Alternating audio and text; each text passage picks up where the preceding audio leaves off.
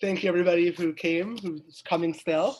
Tonight we're going to be speaking about the Eruv as part of our larger Eruv fundraiser.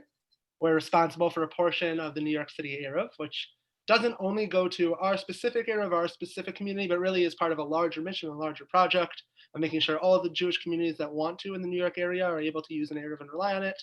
Of course, those that don't are not forced to. But as part of that, we're happy and excited to have an event tonight with Zachary, and I'll get to that in a second. But what Zachary is going to talk about is really the academic perspective of the history and sociology of it. And before, I just want to preface for the moment with a moment of Torah about it. And first of all, it's very fitting that now is when we're kicking off our Eruv fundraiser, our Eruv knowledge raiser, our awareness raiser, and our campaign about the Eruv. Because last week, actually, Daf Yomi just finished the Eruv, finished Eruvin. And I wish that I did Daf Yomi that I could say to all of you, I'm now going to make a siyum and it's going to be beautiful, but I don't. But just a quick thought on Eruv that I think is something worth reflecting on, and something that perhaps frames our campaign and frames what we're trying to accomplish here tonight and more broadly. Rav Soloveitchik famously pointed out that the 39 malachot, the 39 prohibited activities that we do on Shabbat, are a very peculiar list of activities. It's a very weird idea at what Shabbat observance looks like. Because there's so much physical work one could do that doesn't violate Shabbat. One could lift weights, one could jump up and down and do jumping jacks and exercises, and have a very strenuous Shabbat with no rest and no relaxation, and not violate Shabbat. And Rav Soloveitchik points out that a lot of what those 39 malachot, those 39 prohibited activities are trying to accomplish is not to create a sense of physical rest and relaxation, but rather to sever the commercial element of society. That you cannot create things and you cannot sell things anymore to shut down commerce for one day a week. Because one day a week, instead of focusing on commercial goods, on products, on business, on the public square and outward facing things, we should be inward facing. We should focus on our family, on ourselves, on the smaller local unit. I think what's fascinating is that the Eruv, by giving us the opportunity to have a fictional home with everybody in it, the entire community is one piece of land, one home, sharing meals together, the legal fiction, the halachic fiction of Eruv, expands our experience of Shabbat, sociologically and halachically, and enables us to create that sense of family, that sense of inside and reflection that we're supposed to do on Shabbat, with more than just ourselves, more than just our biological family, but with our broader community. It enables meals, it enables children to come to shul on Shabbat, and enables so much communal interaction that not only are we fictionally, legally creating one house, one Shabbat table, and one family, but to have one family, one community, it's necessary in many ways to have such an Eruv, to have such an option, to be able to come together, meet on Shabbat, and we're very appreciative of the opportunity to be part of the larger New York City Eruv. So Mark will speak at the end in terms of financial support that could be offered, but right now we're going to now transition into our awareness support, our awareness raiser part of the night. We're going to hear an excellent presentation from Zachary. Just a word about Zachary. Zachary Paul Levine is a museum professional who's worked at the intersection of Jewish art, history, and culture for over a decade. He has curated exhibitions, consulted on strategic and master planning, and guided collections and project management for museums across North America, and serves as a vice chair on the Council of American Jewish Museums. In 2012, as curator of the Yeshiva University Museum, Zachary developed It's a Thin Line, the Eruv and Jewish community in New York and beyond, which is the basis for his presentation tonight. Zachary trained as a historian of Eastern and Central Europe, specializing in Jewish history, the Cold War, and international philanthropy. He is currently director for archival and curatorial affairs in the National Institute for Holocaust Documentation at the U.S. Holocaust Memorial Museum in Washington, D.C. Zachary, thank you. Thank you very much. I'm excited to be here and to share this. I'm going to go pretty fast, so I apologize, and I will happily take questions afterwards. There's a lot to get through, and there's going to be a lot that I think everybody knows, but you know, I make the assumption that we're kind of starting from scratch. All right. Can everybody see my slide? Awesome. Okay. Let's see if I can do this correctly. There we are. So the question, so I'm going to talk a lot about the exhibition that we did a little bit, because that actually frames the project. Because an Eruv is a really weird thing to do a museum exhibition about. And, you know, as I knew it when I went into this, you know, what did I know from Eruvs? I'm not a particularly observant. I'm Jewish, but I'm not particularly observant. What did I know? I knew that it was this thing. It was a piece of string stretched across the tops of poles. What kind of thing does that? What kind of story does that actually tell? And what we're going to find, I'll tell you, is as much as I learn, as much as we learn tonight, it's everything that I learned in the course of this project. What is an Eruv? A piece of rope, a thread, a bracket on top of a building. Here's a picture that I took on the top of the Lincoln Square Synagogue, the old Lincoln Square Synagogue, before it moved during the development of this exhibition, where the Eruv, in a sense, began in that part of Manhattan. But to get to the substance of this, I want to get to look at what the Eruv means for people when they don't have one. Who's most effective? Who's the most vulnerable? Who really needs it? And I like to start with this quote from a friend of mine, an old colleague of mine, who said, "I stuffed tissues in my shoes and rationalized that they were for comfort, like a Band-Aid, when in fact, I needed the tissue because of colds and allergies." This is somebody who's solved for the problem of not having an Eruv. Well, where does this come from? Where did this develop? So we started the exhibition. This is where really I'm gonna start my talk with two very early Jewish texts. One from the Torah: remember the Sabbath day and keep it holy. Keep the Sabbath as something sacred to you. Anyone doing work shall be cut off spiritually from their people, from his people. Okay, keep the Sabbath. Don't do work. What does work mean? You shouldn't carry your burdens carry out your burdens from outside your houses on the Sabbath. Do any work, you shall hallow the Sabbath day. Okay, so don't do work. Don't carry outside your house. Okay, we have a sense of that. So what I started doing, I started looking at images to actually define what did this work mean. And here we have an image from Der Tabernacle, through the description of the tabernacle by Conrad Mell, it's an illuminated piece talking about the emergence of the whole architecture and stories around the tabernacles. So this is a cut from the 1711. And so I looked at images related to the concept of carrying, such as this one from the 18th century, to give me a sense of what did it mean to carry. Why couldn't you carry? Carrying and all the other activities based on the activities that it took to build the tabernacle. So I then had to ask the question, why is an Eruv important? And so why am I showing you now a picture of somebody putting hay into an oven? So what we're looking at here is a cholent oven. And in fact, for many people, before they came to North America, but some maybe even in North America, cholent was one of the most important things, one of the main reasons why you had an Eruv. Here we see a picture of somebody stuffing kindling into a cholent oven in, I think it's Palestine in 1914.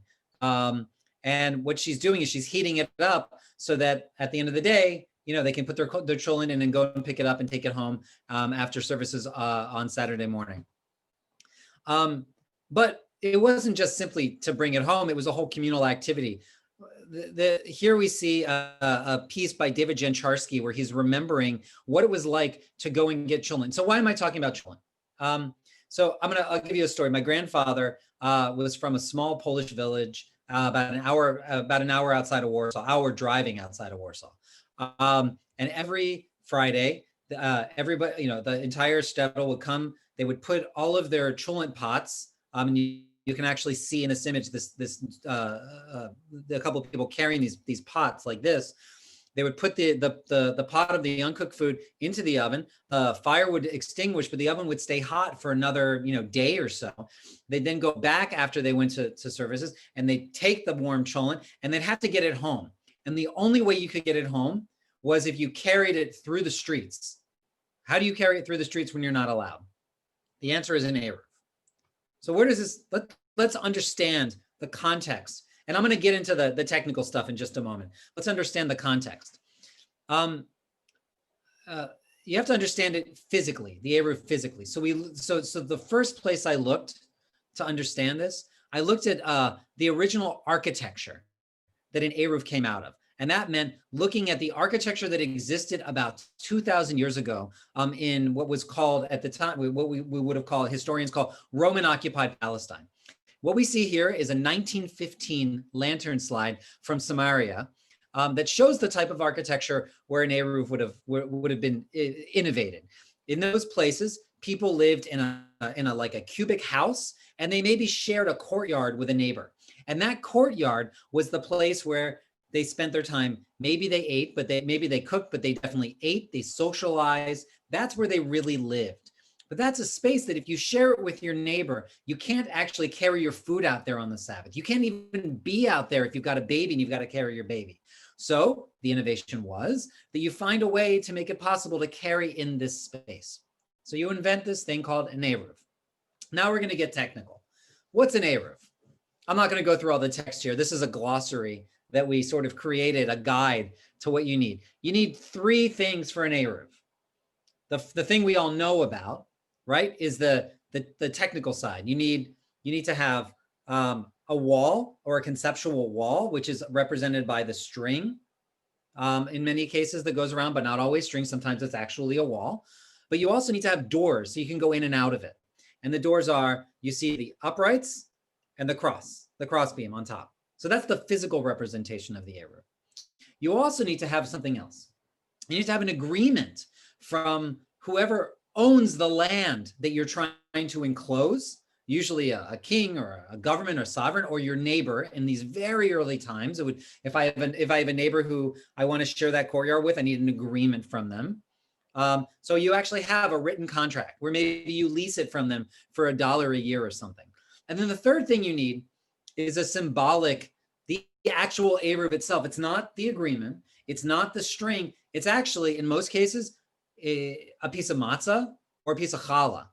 And originally, you would take, the families that use the Eruv would all donate a little bit of flour to bake into a communal piece of bread. And that bread represented the sharing of domestic space, as if they took their various living rooms and combined them all together. And that itself was actually the Eruv. And if you've ever been to Prague and you've been to the Altnai synagogue, the oldest synagogue in Europe, one of the oldest synagogues in the world, you might have missed this circular dish hanging over the bima. And what this is, there aren't very many of these, and they were somewhat common in Central Europe. This is an Eruv holder.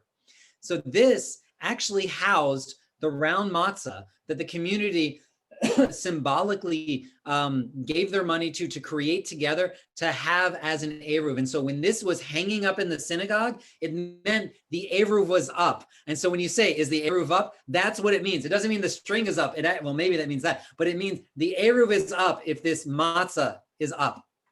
The other thing I mentioned, and here we have, is the lease agreement. Here is the 1959 lease agreement between Mayor Wagner and Rabbi Tzvi Eisenstadt to lease the island of Manhattan for the Manhattan Eruv. That was really the second Manhattan Eruv. I'll get to the first in just a moment. And here it's a very simple thing. And basically it was for the sum of $1, you own the island for 25, you own this area of the island for 25 hours a week for 49 years. But let's get back. So you got your permission from the non-Jews to include the property. You've got your bread. But this means the Eruvs went from encompassing a yard, though, that was the original, to a neighborhood, to a whole city. That is the hard thing to understand. And that's what I'm going to talk about now. A little bit.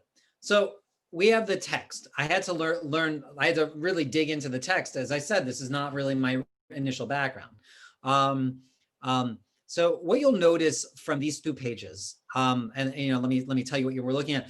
On the left, you're looking at the Babylonian Talmud, published in probably somewhere between 1645 and 1646. This is a very early printing. On the other side, on the right, you see the so-called Pizarro copy of the Talmud, printed by Gershon Soncino. You might recognize Soncino as a main publisher still today. In 1511 to 1519, published over that long, I should say. Oh, sorry, printed in Constantinople in 1534, but actually probably printed in multiple places as Soncino's moved across Italy over to Constantinople. This is probably one of the first 100 Hebrew books ever printed, because it was so important to how people live their lives. And what I want you to know about this image, what you see in both of these images, which is what makes Masechet Eruvim so interesting to me as a museum person, as somebody who works with material culture, it's the empty spaces. Why do you have empty spaces on a piece of Talmud? because that's where you're supposed to draw the pictures to describe the ideas in the text. The images, the ideas are so complex that the printer knew you could only understand them by drawing them. This is amazing, and it shows up later and later and later in this. Let's move on. So why is this complicated?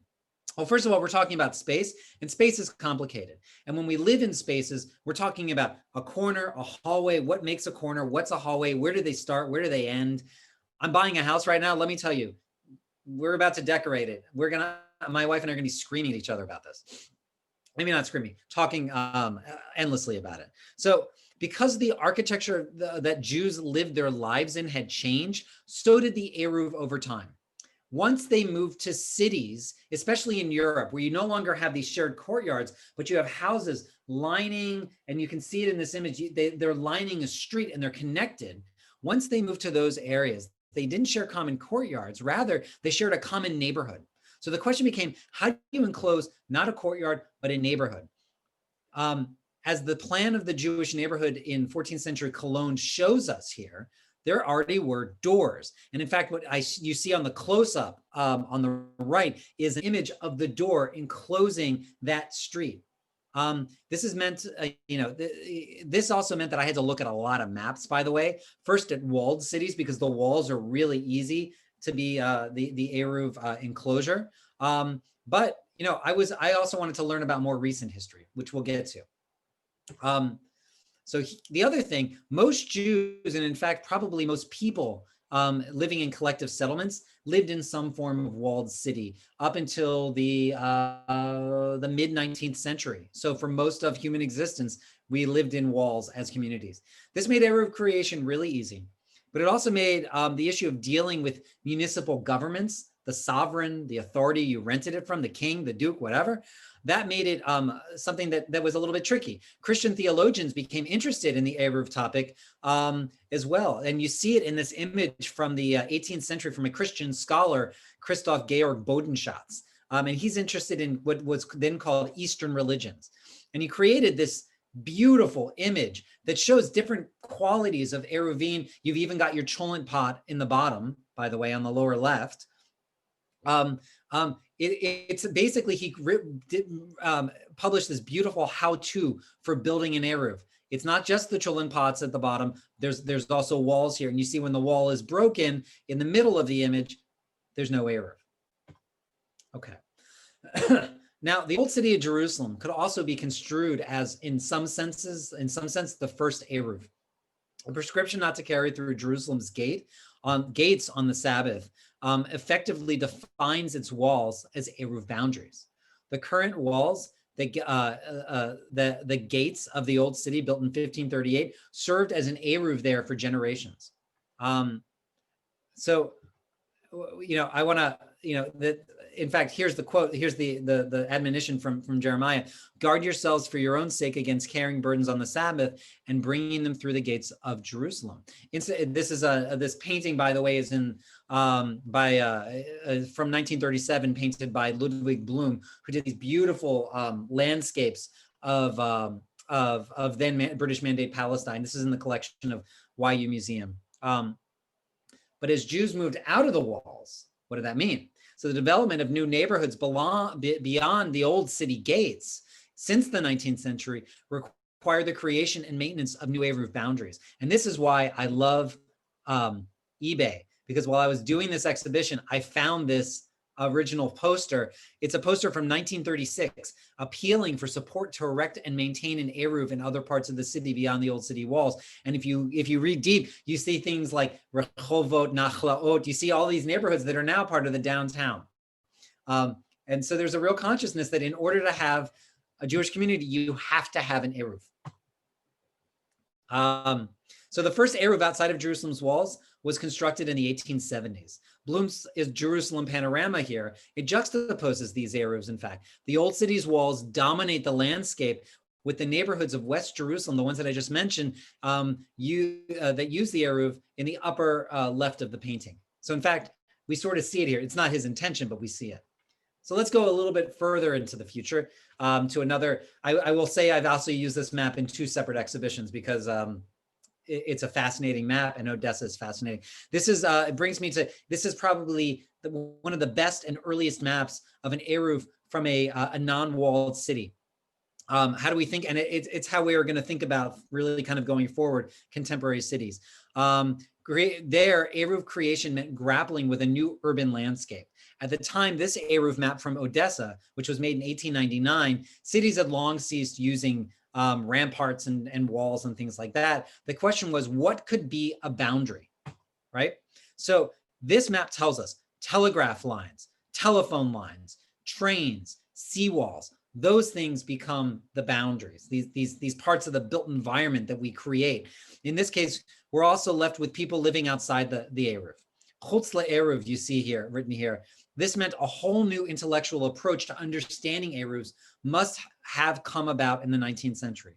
So in working on this in this field, I had to figure out what's the evidence to show that. So how do we, here, this is one of my absolute favorite things that has to do with Eruv. It's an image. Remember those Talmud images that I showed you? Well, you might recognize these now. You open any a page of Talmud in a tractate Masachet Eruvin, and you're going to see something like this. This is the Luach Tzirim, a table of signs that attempts to standardize the depictions of space around discussions of Eruvs.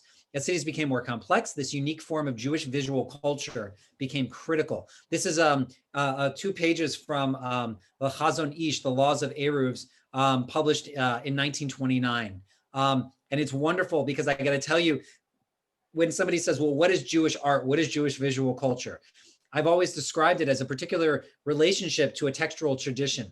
This is the best example and possibly the only example of Jewish visual culture, something that comes directly out of that interaction with Talmud and with Jewish law and Jewish textual tradition. I'll also say I recently visited the British Library recently, a year and a half ago. Nobody visits anywhere, right? A year and a half ago, and I walked in and this was on display, which just made my heart jump. It was great. So artists, we worked with several artists on this project, and I'll get into that a little bit later, some of which I think you're going to recognize some of the images. There's a great deal of art associated with Eruvs, as we've already seen. And in this case, it's a wonderful 14th century manuscript in the British Library featuring a man marking out an Eruv boundary. This is from the decisions of Isaiah ben Elijah de Trangi the Younger. This is an illuminated manuscript from 1374, illuminated before the advent of movable type of printing. But contemporary artists talk about this, and we'll get into the history, don't worry. This is a piece done by artist Ben Schachter, and you might have seen this published in places. It's a little hard to see it in the image, but it's called the Instant Eruv. And there you can build your Eruv if you're caught somewhere and you need to carry. Unfortunately, it probably is only big enough to cover you like where you're standing, but that's kind of the joke, I suppose. Here's a close-up. He looked at the string, a korach, as the crossbeam, and thought to reduce it to a commodity that he sold for $1.99, incidentally.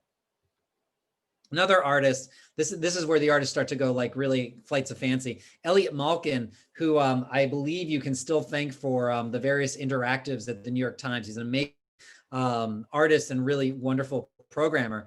He set up in our gallery this laser Eruv, an attempt to dispense with the physical boundary in lieu of a surveillance model. Here, the laser acts as a crossbeam and it's fired into a camera, and the monitor, there's a monitor with a viewing station. So as long as the laser is shooting into the camera, then you know the Eruv is up. Obviously, it doesn't work because things can pass through that line, but it's an interesting concept. Also, you can't see it, but it's an interesting concept.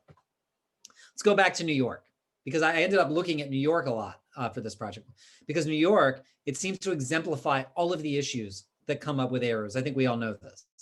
And through New York, it's not the site of the first recorded Eruv in the United States. That was Cleveland, because it was a center of telegraph communication. So you had telegraph poles everywhere, and it was easy to make an Eruv.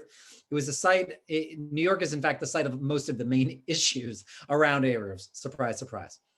So why an Eruv in New York? The first reference to the problem of carrying on the Sabbath in America, it appeared in New York in 1881 in the Lower East Side. Some rabbis sought a way for Jews to ride the city's elevated trains and carry tickets for accessing that system on Saturdays. So it wasn't carrying keys, it was carrying tickets so they could ride on the L. In a notice from the Jewish Gazette, Rabbi Abraham Ash writes that rabbis in Kovno and Lvov in Poland permitted New York's Jews to ride the train so long as they purchased their tokens prior to the Sabbath. The rabbi's reasoning was that this permission would facilitate the expanded religious observance, even if only partially. This is a postcard of the Third Avenue elevated train where it crosses at what is today Confucius Square. On the site of the Temple Service Welcome Building is now a Buddhist temple, incidentally. I think that used to be a synagogue. We spent a great deal of time looking at elevated trains because it was part of everyday life for most Jews in New York through the first half of the 20th century, most living on the Lower East Side. So here, famous scene of a market on the Lower East Side. You can sort of see the L in the background, but it's everywhere. This guy shopping on the left. My favorite is this old Jewish cemetery with the L in the background and people hanging their laundry over it. So it was a fact of life. And here we have the first Eruv map of Manhattan. And my favorite part of it, which if you can see in the top, it says, there be beasts here in Hebrew. So having done this exhibition at Yeshiva University Museum, seeing that where the YU campus is in Washington Heights made me chuckle. So the Third Avenue L was the boundary of the first Eruv in Manhattan. It was created by Rabbi Joshua Siegel, who was the chief rabbi for Polish Jews in Manhattan. He faced fierce opposition to this Eruv from rabbis representing the local population of Lithuanian Jews. So you had Litvaks and you had Galicianers fighting. Shocking if you're familiar. They questioned Siegel's legal conclusions as well as his authority as a Polish rabbi to act on behalf of the entire Jewish population in New York, a majority of whom actually came from Lithuania. And what we see here is the line running, it seems like it's running up the center of Manhattan. In fact, it's really running up the east side, and it's that whole eastern side, the Lower East Side, going all the way up to the Upper East Side that's enclosed here between the sea walls, which he said were sufficed as a wall, and the Third Avenue elevated train, which if you let me see if I can go back. If you can, maybe you can sort of see it here. It actually, again, it exemplifies that the uprights and the korach, the beam above. So it's a perfect example. Two rabbis, Rabbi Judah David Bornstein and Rabbi Aharon Gordon, opposed Siegel's Eruv. Both were members of Agudat HaRabbanim, the Council of Lithuanian Jews based on the Lower East Side. And in this manuscript that we see here from 1910 and this one's from 1910. There was another one from 1907 that I had. Gordon argues that the subway bisected the elevated track and consequently undermined its integrity as a boundary. So it wasn't an issue of using that or even people riding on the trains. It was that the subway went under it and carried too many people under it. He added that Jews could not lease from any government authorities in America because in a democracy, authority does not pass from father to son as it did in Europe, and private property rights superseded government authorities' abilities to lease private homes. What's interesting here is that Gordon and Bernstein had a very different understanding of what the sovereign, of what authority was. You couldn't lease the land from the government because the government wasn't a king. That is a radically different way for the way that we would expect them to think. But this just shows the context that they came from. So this was a huge innovation. Eventually, the Jews moved out. Most of the Jews who had been on the East Side moved out. Many went to the Upper West Side. And by the 1950s, the elevated train was being dismantled. This is one of my favorite, very sad images, but I love it. It's taken from the roof of Cooper Union. This is making me miss New York so much. I got to tell you guys. And the elevated train from the 1950s when the trains were being dismantled. This is an image from 52, and it shows the remaining supports for the Third Avenue Eruv, elevated train stretching down Bowery, their cross beams missing. Now this map, this is a later map. It shows the whole island Eruv, this concept established in 1962. This Eruv used the seawalls surrounding Manhattan Island as the physical enclosure. By that time, Jews had moved to other parts of Manhattan anyway, as well as Brooklyn, Queens, New Jersey. The question then became, how about establishing an Eruv for the entire city of Manhattan? Could that be done? And if so, how? I don't want to go into the details because I will be here for days. But basically, in contrast to the earlier Eruv, in which one rabbi, Siegel, established the enclosure and every everybody else decided whether or not to abide by it. From the 1930s and 1950s, dozens of Jewish scholars around the world tackled the issue of an Eruv for Manhattan. The idea was to create a compelling scholarly argument that would bring a variety of factors from across the Orthodox world. This manuscript is among the most critical documents produced for this discussion. It's by Rabbi Menachem Tzvi Eisenstadt, and it's his study of the effects of the bridges of Manhattan. And you can see here, there are different names of bridges all over the place, because that, for him, those were the gates that came in. How do you reconcile with that? Of course, there were detractors, and importantly, rabbinical figures who decried the whole island neighborhood. As many of you might know, Moshe Feinstein, one of the most revered rabbis of the 20th century, argued that Manhattan was too public a place to have an Eruv. And that anyway, the fact that people cooked cholent in their homes in the 20th century meant that an Eruv was no longer necessary. Going back to my discussion that you had communal ovens in the past. He also took the position that anybody who found a position supporting a Manhattan Eruv could do what they wanted. So there's really a lot more flexibility here. Other rabbis and communal leaders took and still take an oppositional view. This is an advertisement from the 1990s from a dispute about an Eruv in Borough Park. It uses very pointed language about how the use of a city Eruv in New York is the desecration of Jewish law. And in fact, there are discussions that maybe there are secret Eruvs because it's better for people to have an Eruv and carry by accident and not break the Sabbath, but it's better to not condition them to carry.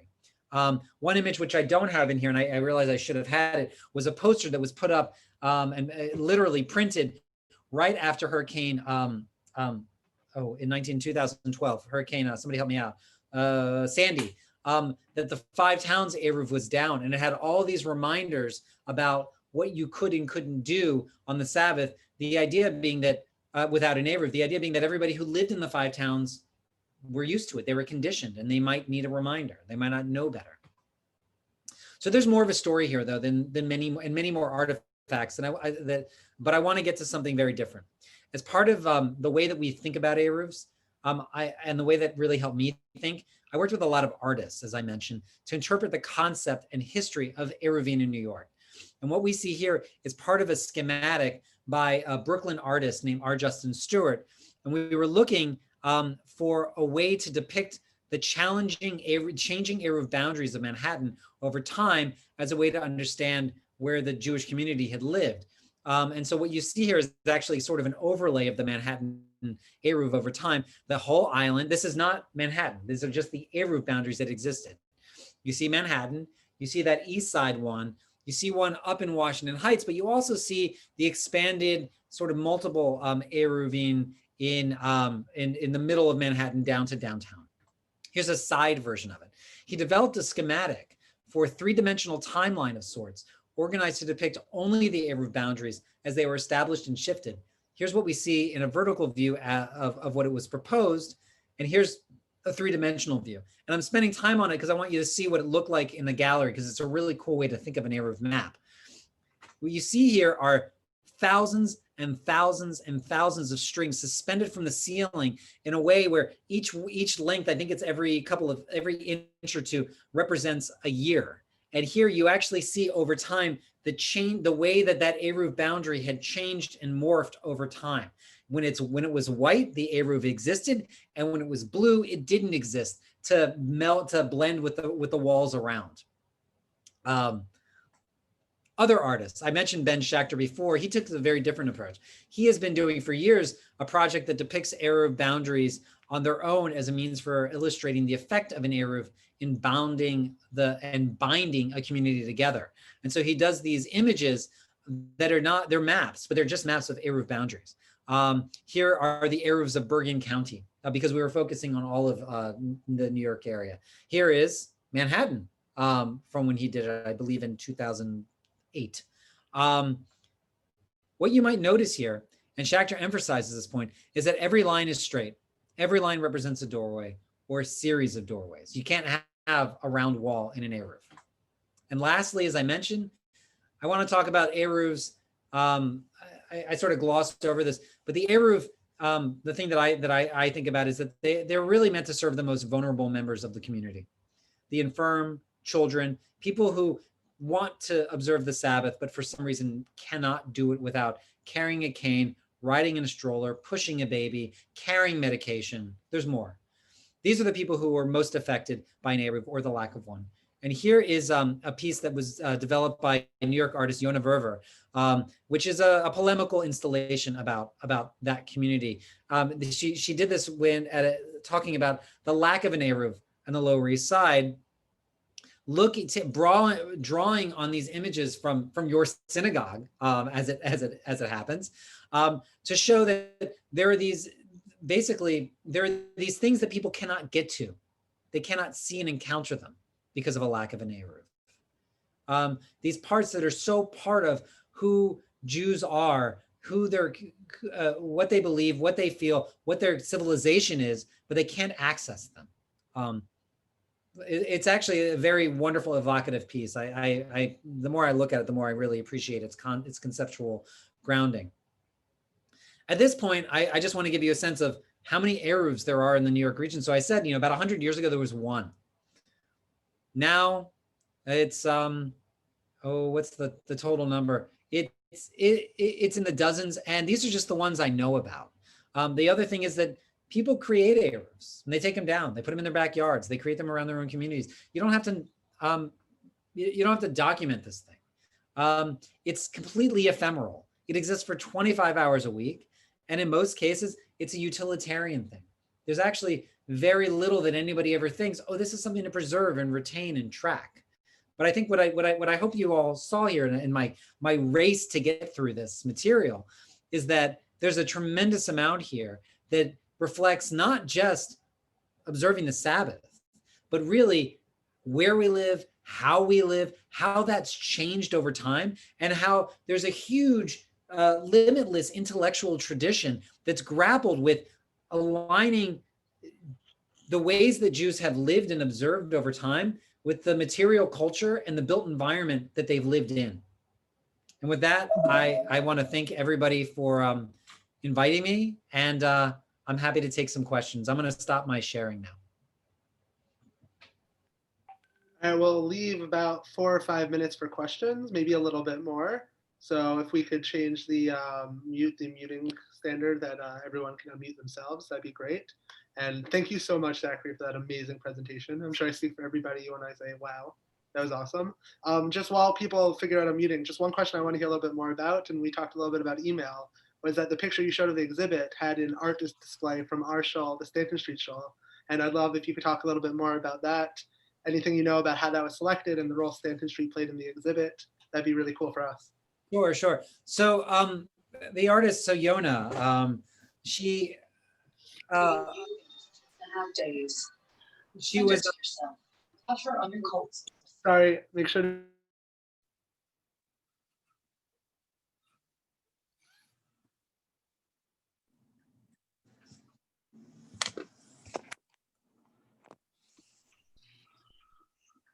Sorry about that. I think Zachary should be unmuted momentarily. Just a reminder to everybody to mute yourself if you're not currently speaking. It's good. It gives Zachary time to prepare his answer. I don't want to throw anything on him. Yes, thanks. So Yona was looking at, she looked at a number of synagogues, and basically she was looking at these symbols of the Jewish built environment that connected all the way back to really sort of the first communities the first Jewish communities in New York. That's how she wanted to do it. So I can't actually speak to why she selected that particular image. However, I think it was really just aesthetics. Interesting. All right. Well, I'm glad we have nice aesthetics. Looking in the chat, and I do see a question asking about a book. There actually was a book that we published based on the exhibition, which is not just about the exhibition, but a whole bunch of different concepts by the name It's a Thin Line, the Eruv and Jewish community in the 20th or 21st century, something like that. It's available. I think you can get it on Amazon. I would show it to you, but it's in the other room. I know Joel had a question before. Jeff, if you could unmute Joel. Thank you. Second, let me find him. It is a really good title. I really like that title too. I'm responding to the chat. The title was like extraordinarily descriptive. I'll put it that way. Unmute. Can you hear me? Yes. Oh, okay. I grew up in Toronto, Canada. I don't know if it's a Jewish urban legend. They always said like the Eruv there covered what then they then called the municipality of metropolitan Toronto. It was a huge, large area. And they said it was the first Eruv in North America. Is that true, or is it that just, they were just? I think so. I've heard that too. I'm not sure. It might be the case. It's hard for me to believe that if it was the first Eruv that it covered all of Metro Toronto. I tend to go with the Cleveland argument only because the infrastructure was there. Sure. That's the evidence that I'm looking at. But to be honest, the real first one was just simply probably in somebody's yard. I mean, this is just not documented. That's the thing. Nobody documented this stuff. But I think Toronto, if Cleveland was first, Toronto was probably months behind. Sure. Okay. Thank you. Anybody else have any other questions? I have a bit of some information. Our shul, the Stanton Street Shul, is Anshe B'nai Yaakov Anshe Brejan, and the Brejana Rav was still in Galicia when the shul was founded, and he wrote a tshuva that paskin that the Eruv in Manhattan was kosher.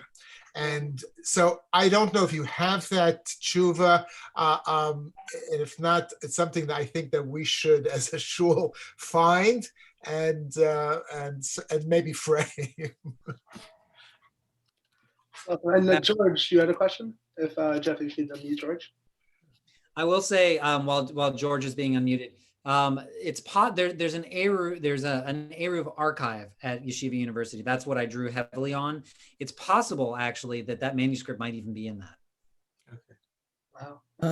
With the demise of Third Avenue L, there was a organization, Agudas Israel of America and Canada, and a Rabbi Cutler was who wrote the initial prohibition about having an Eruv.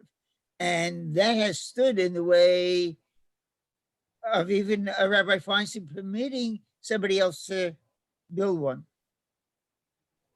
Interesting. Yeah, no, I mean, I think that was part of, so I remember that it was Feinstein sort of gave the weight to it, but Cutler actually had the first argument, as I understand it. All right. I want to thank you so much, Zachary. That was so amazing. Wow. That was so informative and such amazing materials.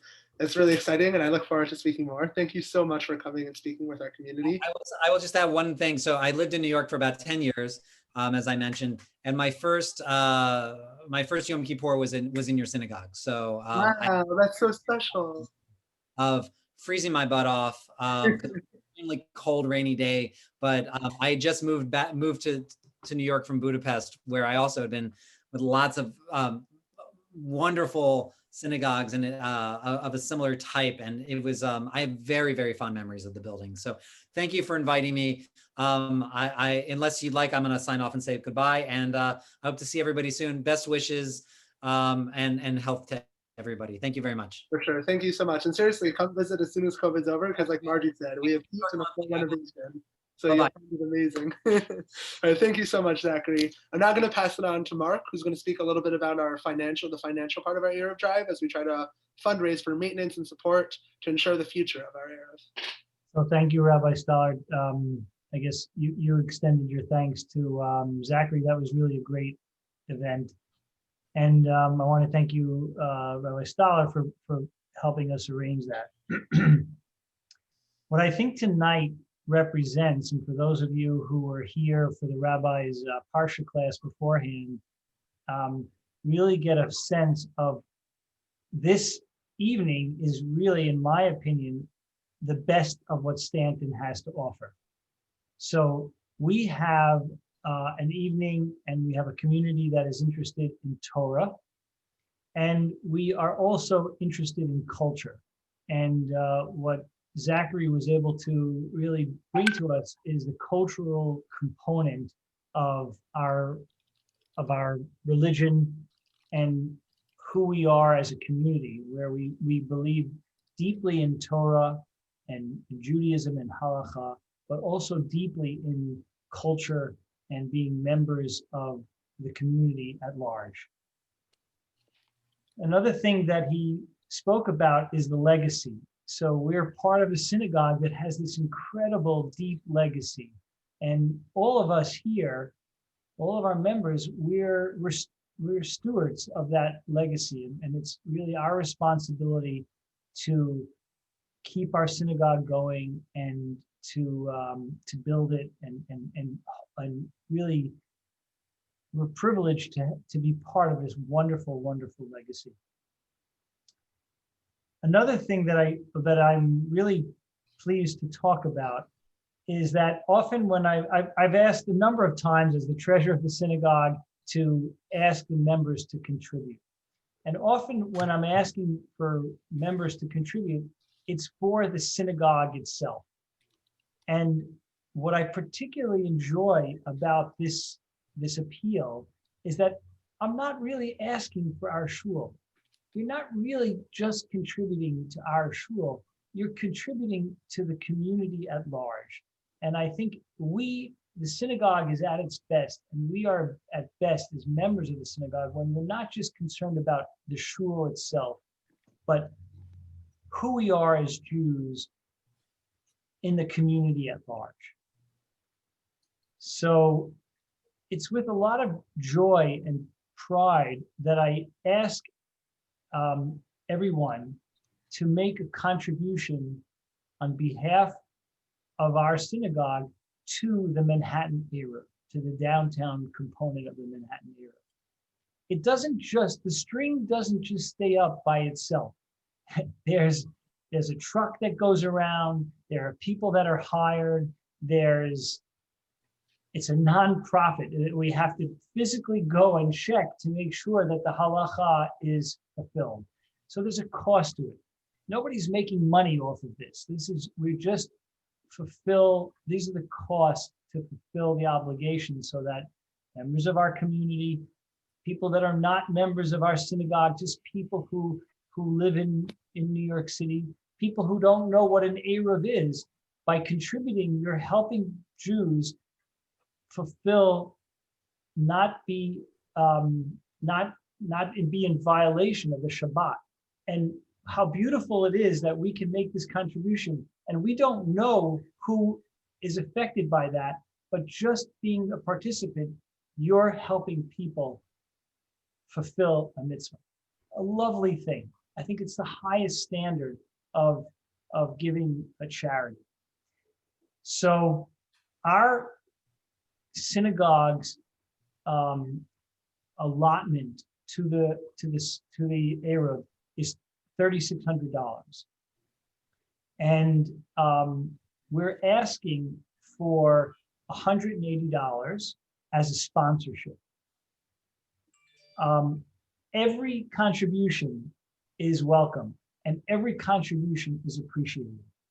We picked a number of $180, and we feel that will help us get to the place where we need to go. We've already started, people have been sending in contributions, and I really appreciate it. And I think it's a wonderful way to be part of the community, to be part of our community, to be part of the Jewish community at large, and really to make a statement. And that's what I have. I really appreciate everybody for coming and joining us and making our synagogue so special. You know, with all this craziness that's going on, we get 20 so people, and we learn and we enjoy, and we're in each other's company. And we hope to see everybody soon in person, safely, where we could have Par of Chillin together It's made in our shul. That Risa still on the call here? I don't know if she's still here, but Risa takes care of our children through the shul. And thanks everybody, especially thank you, Rabbi Stoller, for leading us this evening. Thank you everybody for coming for a great event. There's a link in the chat, www.stantonstreetshul.com/donate, street being ST. Please feel free to donate. You can specify that it's for the Eruv, and we'll give the New York City Eruv our portion. Thank you all for coming. Thank you for financial support, for just being here in general support. And just to close, the way we began with a reminder of upcoming Stanton events. This was an amazing event we were able to pull off. Next Sunday, we're going to have a